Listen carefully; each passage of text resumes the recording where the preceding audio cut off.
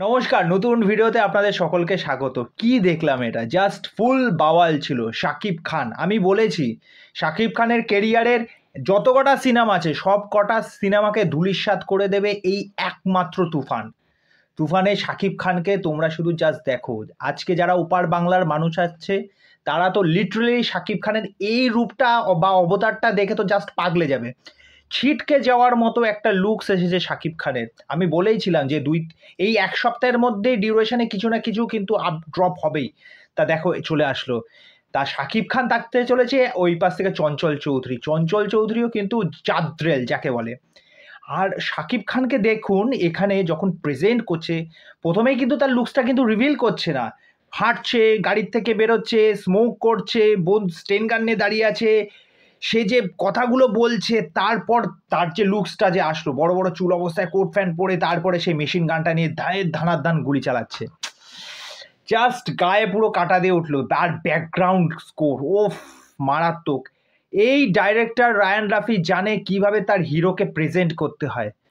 তা কমার্শিয়াল একটা হিরোকে কিভাবে প্রেজেন্ট করলে সেই কাজটার প্রতি বা সেই হিরোটার প্রতি একটা বিশ্বাস আসবে, বা সেই কাজটা দেখার জন্য আরও দ্বিগুণ 100 থেকে 3 গুণ যে এই সিনেমাটা দেখবই দেখবো, আমার মাথার থেকে বেরোতে পারছে না কাজটা, এরকম একটা ভেতরে কাজ করবে। তুফান হচ্ছে হচ্ছে সেই ব্যাপারটা কিন্তু নিয়ে আসলো রায়ান রাফি। এরকম শাকিব খানকে তো আমরা দেখিনি। এটা এক অন্য শাকিব খান, তার অন্য একটা এরা শুরু হচ্ছে। তা বুঝতেই পারছি শাকিব খানের ক্যারেক্টারটা কি হতে চলেছে। আর বাথটবে বসে যে জায়গাটায় চারপাশে আগুন জ্বলছে, ওইখানে শাকিব খানের যে লুকসটা, তারপরে যে হাসিটা দিচ্ছে, ও বাই গড, গায়ে কাটা দিচ্ছে, আমার গায়ে কাটা দিচ্ছে। আর তারপরে চঞ্চল চৌধুরীর মতো ওরকম একজন অভিনেতা। তা দেখুন, মানে ব্যাকগ্রাউন্ডে যে মিউজিকটা বাজছে সেখানে তো এই ক্যারেক্টার দুটোকে সবচেয়ে বেশি ইনহ্যান্স করে দিয়েছে এই ব্যাপারটা, মানে একটা আলাদা মাত্রায় নিয়ে গেছে। মানে মিউজিকটা, মানে এটা যতদূর মনে হয় এটা টাইটেল ট্র্যাক হতে চলেছে।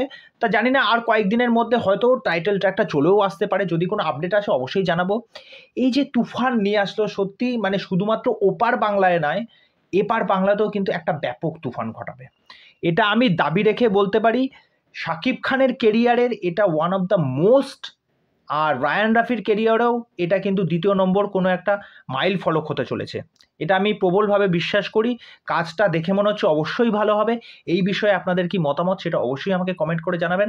তা চলুন, মানে দারুণ লাগলো, জাস্ট দারুণ লাগলো, মানে এক ফোঁটাও বাড়িয়ে চাড়িয়ে বা কারোর মন জেতার কোনো বিষয় নয়। মানে শাকিব খানকে নিয়ে তো অনেক রকম কন্ট্রোভার্সি হয়, এটা ওটা নানা রকম কথা, তার সিনেমা নিয়ে এটা ওটা নিয়ে। তা আমি কন্ট্রোভার্সি বিষয়টা খুব একটা পছন্দ করি না। তা যাই হোক, এই কাজটা সত্যি দেখবার মতো হতে চলেছে। যেরকমভাবে রায়ান রাফি প্রেজেন্ট করেছে শাকিব খানকে, হ্যাটস অফ। তা যাই হোক, চলুন আজকে ভিডিও এখানে শেষ করছি। আর চ্যানেল এসে আমার চ্যানেলটাকে সাবস্ক্রাইব করে দিয়ে এইভাবে আমার সাথে থাকবেন, পাশে থাকবেন। নমস্কার।